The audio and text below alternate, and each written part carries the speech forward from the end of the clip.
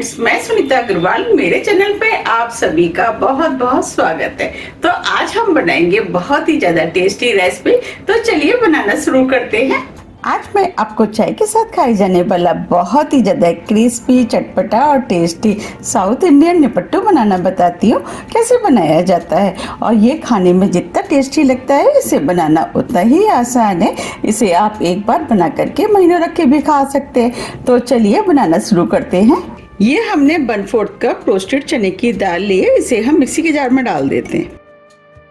आप रोस्टेड दाल की जगह रोस्टेड चनों का भी इस्तेमाल कर सकते हैं। 1/4 कप रोस्टेड मूंगफली, इसे भी हम डाल देते हैं। हमने मूंगफली के छिलके निकाल दिए हैं। अब दोनों चीजों को मिक्सी में दरदरा पीस लेते हैं। ये हमने दाल और मूंगफली को मिक्सी में दरदरा पीस लिया है। अब मैं आपको दिखा भी देती हूँ। देखिए, हमें इस टाइप की पिसी हुई दाल और मूंगफली चाहिए। अब इसे हम साइड में रख देते हैं और आगे की तैयारी कर लेते हैं। ये हमने 1 कप चावल का आटा लिया है। इस आटे को हम इस बाउल में डाल देते हैं। 1/4 कप मैदा। अब इसके अंदर 2 टेबल स्पून सूजी डाल देते हैं। अब इस नाश्ते को चटपटा और टेस्टी बनाने के लिए हम इसके अंदर कुछ मसालों का इस्तेमाल करेंगे। मसालों के लिए ये हमने 1 टीस्पून कश्मीरी लाल मिर्च लिए, वो डाल देते हैं। ये मिर्चें थोड़ी सी कम तीखी होती हैं। मिर्च को आप अपने टेस्ट के अनुसार थोड़ा सा कम या ज्यादा भी कर सकते हैं। 1 टीस्पून जीरा, 2 चुटकी हींग। अब इसके अंदर 1 टेबल स्पून सफेद वाले तिल डाल देते हैं। इससे नाश्ता देखने में भी सुंदर लगता है और खाने में भी टेस्टी लगता है। 1 टीस्पून नमक। नमक आप अपने टेस्ट के अनुसार थोड़ा सा कम या ज्यादा भी कर सकते हैं। ये 8 से 10 करी पत्ते लिए, जिसे छोटे पीस में काट लिया है, वो डाल देते हैं। इससे फ्लेवर अच्छा आएगा। अब इसके अंदर 2 टेबल स्पून एकदम गरम तेल डाल देते हैं। इससे नाश्ता कुरकुरा और टेस्टी बनके तैयार होगा। और सभी चीजों को अच्छे से मिक्स कर लेते हैं। अब जो हमने मूंगफली और चने की दाल पीसी थी, वो डाल देते हैं और इसे भी अच्छे से मिक्स कर लेते हैं। अब ये सभी चीजें अच्छे से मिक्स हो गई हैं। ये हमने सादा पानी लिया है। अब इसके अंदर हम थोड़ा थोड़ा पानी डाल करके डो बनाएंगे। हमें इसका डो ना ही ज्यादा सख्त बनाना है और ना ही ज्यादा लूज। पानी हम थोड़ा थोड़ा करके ही डालेंगे, जिससे कि ज्यादा ना हो जाए। और थोड़ा सा पानी और डाल देते हैं। ये नाश्ता बहुत ही ज्यादा खाने में टेस्टी लगता है और इसे बनाना तो बहुत आसान है। अगर आपके पास चावल का आटा नहीं है, तो आप चावलों को 2 से 3 बार पानी से धो करके 2 से 3 घंटे के लिए पंखे के नीचे सुखा दें। फिर इसके बाद मिक्सी से पीस करके उसका आटा बना सकते हैं। वैसे तो आटा हमें इजीली मार्केट में मिल जाता है। अगर आपके पास चावल का आटा रखा है, तो फिर तो इसको बनाने में बिल्कुल भी टाइम नहीं लगता है। आप इसे सिर्फ चाय से ही नहीं, कभी भी आपको हल्की फुल्की भूख लग रही है, तब भी आप इसे खा सकते हैं।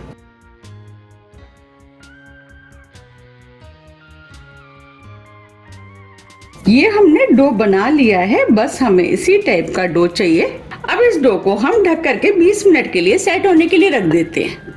20 मिनट करीब हो गए हैं। अब ये डो भी सेट हो गया है।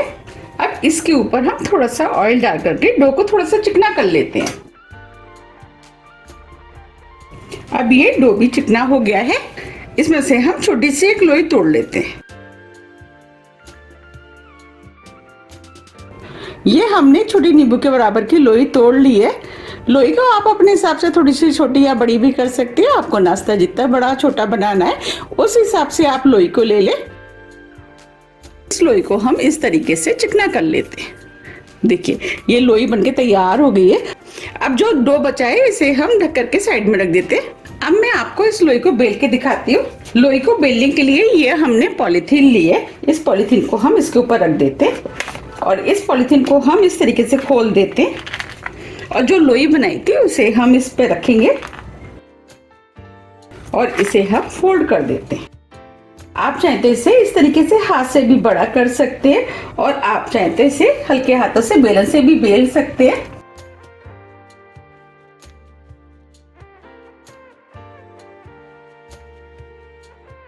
और इस तरीके से पॉलीथीन को घुमाते जाएं और बेलते जाएं। देखिए, ये हमने बेल लिए। अब मैं आपको निकाल के भी दिखा देती हूँ।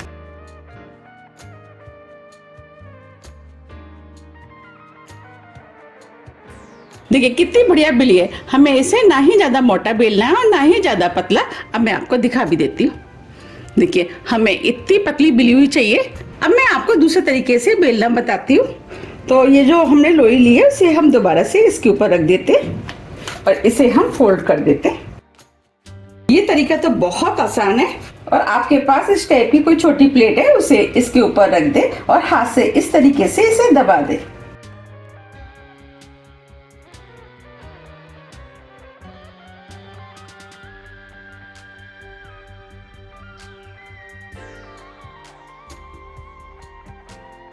इसे भी मैं आपको दिखा देती। देखिए कितनी बढ़िया बिल्ली है। मैंने आपको दो तरीके से बनाना बताया। आपको जो भी तरीका आसान लगता है आप उस तरीके से इसे बना सकते हैं। इस तरह हम सभी बना करके तैयार कर लेंगे। आप इन्हें साउथ इंडियन मठरी भी कह सकते हैं। ये हमने थोड़ी सी बना ली है। अब हम इनको फ्राई कर लेते हैं। हमने मठरियों को फ्राई करने के लिए ऑयल गर्म करने के लिए रख दिया था। हमें इन्हें फ्राई करने के लिए तेज गर्म ऑयल चाहिए। अब ये ऑयल गर्म हो गया है। अब जो हमने मठरियाँ बनाई थी वो हम कढ़ाई में डाल देते हैं। इस कढ़ाई में जितनी मठरी आएंगी उतनी हम डाल देंगे।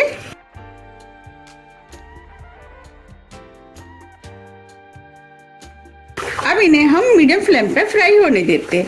जब ये हल्के गोल्डन कलर की हो जाएंगे इसके बाद हम इनको पलटेंगे। हमें इन्हें मीडियम फ्लेम पे ही फ्राई करना है जिससे कि ये अंदर तक सिक करके क्रिस्पी बने। ये जैसे जैसे फ्राई होती जाएंगी ऊपर आती जाएंगी। आप देख पा रहे हैं ये मठरियाँ ऊपर आना शुरू हो गई हैं। अब इन्हें हम फ्राई होने देते हैं। अब ये हल्के गोल्डन कलर की हो गई है और ऊपर भी आ गई हैं। अब हम इनको पलट देते हैं।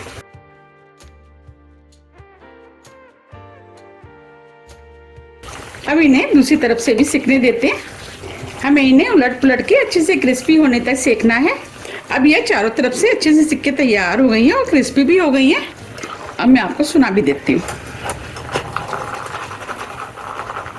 आप सुन पा रहे हैं ये क्रिस्पी हो गई हैं। अब इन्हें हम जाली में निकाल लेते हैं। देखिए कितनी बढ़िया सिकी हैं। अब हम कढ़ाई में और डाल देते हैं।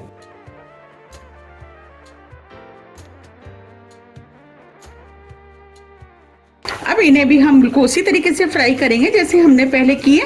ये हमने सभी निपट्टू फ्राई करके तैयार कर लिए हैं। आप देख पा रहे हैं देखने में ये कितने सुंदर लग रहे हैं और ये खाने में भी बहुत ही ज्यादा टेस्टी लगते हैं। अब मैं आपको पास से भी दिखा देती हूँ। देखिए कितने बढ़िया फ्राई हुए हैं। ये एकदम क्रिस्पी और खस्ता बनके तैयार हुए हैं।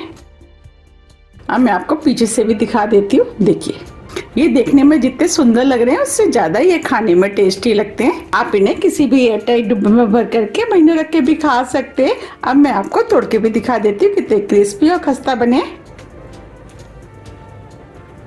देखिए बने हैं ना कितने क्रिस्पी और खस्ता।